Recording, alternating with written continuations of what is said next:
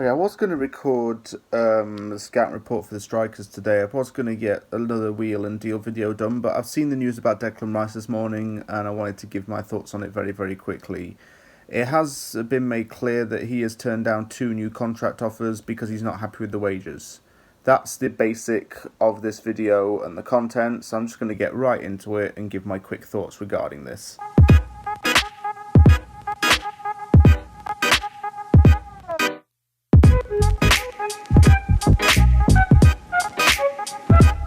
First and foremost, Declan Rice should be the highest paid player at West Ham United. He's 22 years old. He's considered the core future of West Ham and a player who could definitely attract bigger and better talents to West Ham in the foreseeable future. That would be the long-term planning behind it anyway. But because of our owners, there is no such thing as long-term planning as such. Sorry about that. And I think what it is that I don't understand how Andriy Yarmolenko, who's always on the bench and is injured a lot, is on 135,000 a week, yet Declan Rice is on 60 grand a week.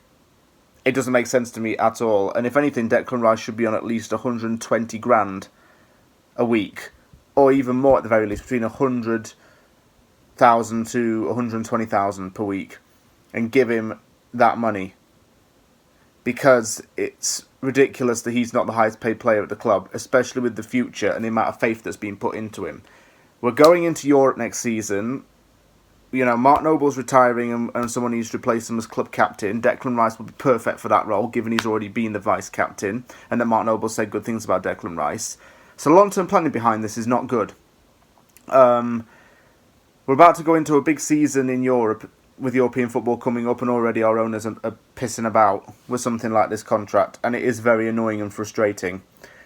As far as I know, Declan Rice is not for sale, which is a good thing, and the club have said before it would take Bank of England money to even consider a bid for him. I don't think Declan Rice is going to force his way out of the club, but what might be the board's thinking behind it is, what if they give him a big contract and we have a situation like what happened with Payet or Arnautovic, where they signed big contracts and ended up leaving for another club about a few months later.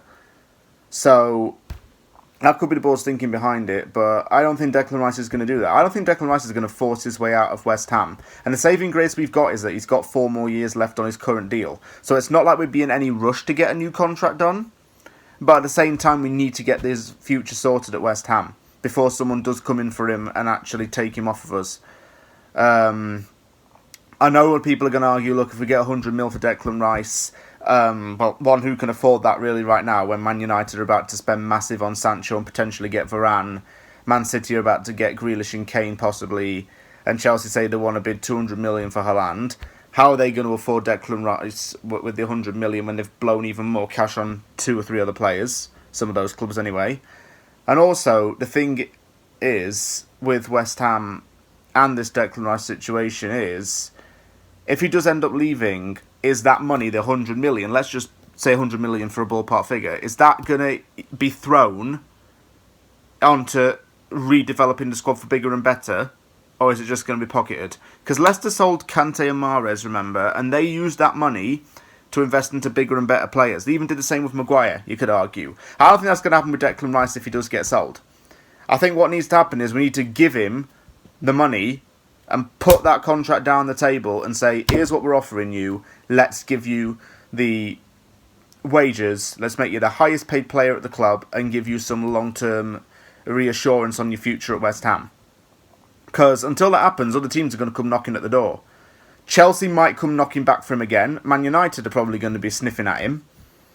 And that's what worries me about this news, in a way, is the fact that he hasn't put pen to paper on a new contract. And when things like this happen, it's starting to make people panic on Twitter. My own opinion on it is that I'm not fretting, I'm not getting heart palpitations, if you could even call it heart palpitations, increased heart rate right now. I'm not sweating over or losing sleep over this Declan Rice news, because he still does have 4 years left at West Ham. And that is something. But, and this is a big but, he needs to be priority with this contract. He needs to get a priority contract and a significant increase on his wages. It is not right that Andriy Yarmolenko is earning more than Declan Rice when Yarmolenko can't even stay fit and doesn't get regular game time. So what should happen is Declan Rice is offered at least 100,000 per week on a new deal. And that's what it would take to tie him down. He's already been given some captaincy role at the club, which is good. He's already got some reassurance about David Moyes staying. We need reassurance on Declan Rice staying at West Ham. And he needs to stay at the club because I personally think it would be better for his development. And as I've other pundits said, it would be better for his development if he were to stay at West Ham. And, yeah. I think that, we need to get this done. We just need to get this done. He's already declined 2 offers. Let's get him extended. Seriously, we need to get this sorted out. The other thing is that you get news agencies like Claret and Hugh who are going to try and say it's Declan Rice's fault that he's not signed the new deal, but X is the one that's saying it's the club's fault. And you know what? Claret and Hugh can seriously just, piss off in all of this and just do one. I'm sick of them being, board's propaganda machine and just spouting out crap about him. Because that's an agenda against the player, if you ask me. What Claret and Hugh say is saying that he thinks that Rice is levels above than what he is and is wanting too much. No. Just give him the damn £100,000 or something. Just make him highest paid player. I don't care what it takes. I don't want to lose Declan Rice this summer. I may be resigned to thinking that he's going to leave West Ham at some point, but not this summer. Not when we've got a really important season coming up. Something needs doing. Like I say, this needs sorting out. And it needs sorting out quickly before another club snoops around and an offer ends up getting accepted. And knowing our owners, it's probably going to be less than what it is. I know they've said, we're not going to sell him for less than whatever, he's not for sale, whatever. Until we get some reassurance over Declan Rice's future, this is going to wreck with every West Ham fan's head. Even. Thank you very much for watching this very quick wheel and deal about Declan Rice turning down the 2 contract offers. It is very quick.